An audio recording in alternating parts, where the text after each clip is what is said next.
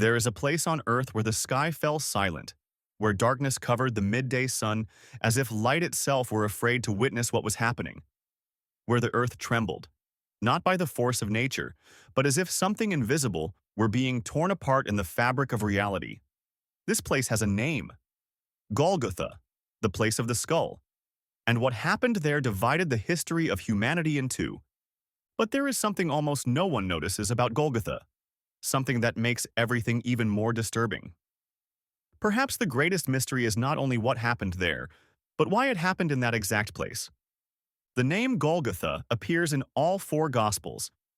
In Hebrew, it literally means place of the skull, a strange designation, heavy with death and symbolism. In Latin, it became known as Calvary, yet the meaning remains unchanged. According to the biblical texts, Golgotha was located outside the walls of Jerusalem, in an area used by the Romans for public executions. It was a place of shame, rejection, and death. Nothing there was sacred.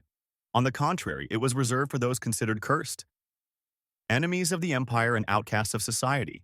And it is precisely here that the first unsettling question arises. Why did the most important event of the Christian faith take place in a location like this?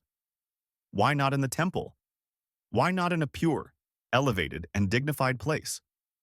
Why did the Messiah awaited for centuries end his days on a blood-stained hill of stone, exposed to mockery and humiliation? The answer goes far beyond what one might imagine. And if you are feeling something different right now, if something inside you is paying attention in an unexpected way, leave a like on this video, because what comes next may change the way you see this place forever. Historically, crucifixion was the most brutal form of execution known to the Roman Empire. It was not merely a sentence of death, but a public declaration of humiliation reserved for rebellious slaves, pirates, insurgents, and enemies of the state. Jesus was not executed inside the city, nor was he judged in a Jewish religious court. He was exposed, rejected, and condemned as an enemy of Rome. The Gospels tell us that while he hung on the cross, religious leaders mocked him, Roman soldiers insulted him, and passers-by shook their heads in contempt, saying, "If you are the Son of God, come down from the cross." But he did not come down. And his silence in the face of all this is deafening. The Messiah awaited for generations ended his days between two condemned men, in a place of death, under the gaze of those who laughed and those who wept. Yet none of this happens by accident in the biblical narrative. None of it. Because there is something in Jewish tradition that casts a dark and unsettling light over everything that occurred there. In the book of Deuteronomy, it is written, "Cursed is everyone who is hung on a tree." In Jewish thought, one who died in this way was considered cursed by God, the ultimate mark of divine rejection. And the New Testament does not avoid this idea. It embraces it. The Bible teaches that Jesus was taken to Golgotha to carry what no one else was willing to bear. Not only physical pain, but the curse, the rejection, and the weight of human sin. The place of the skull becomes, symbolically, the place where death meets redemption, where the cursed becomes the Redeemer. But this is still not the most disturbing part of the story. The Gospels report events that capture the attention even of skeptical readers. During the crucifixion, the sky darkened. It was not night, it was midday. And suddenly, darkness covered the land for 3 hours. The earth shook, and then something happened that no one expected. The veil of the temple, the massive curtain that separated the Holy of Holies from the rest of the world, was torn in two from top to bottom. No human hand tore it. It was as if something invisible had broken through that barrier. The Holy of Holies was the most sacred place in Judaism, where only the high priest could enter, and only once a year. It symbolized the dwelling place of God, and at the very moment of Jesus' death, that separation came to an end. While the body was on Golgotha, something spiritual was being broken open, and now I ask you to do something. In the comments, type one word: veil. I want to know how many people are truly paying attention.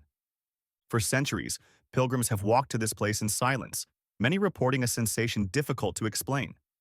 Not fear, not exactly sadness. Something deeper, a spiritual weight. as if the air itself were heavier, as if the silence had a voice. Today, inside the Church of the Holy Sepulchre, built over the site traditionally identified as Golgotha, countless visitors describe intense emotion, unexplained tears, or a profound inner stillness. Archaeology confirms that this area was indeed outside the walls of 1st century Jerusalem and was used for executions. In other words, the location makes historical sense. But there is one detail that few people notice. Golgotha was not only a place of death, it was visible, elevated, a place where everyone could see. The execution was not hidden, it was public.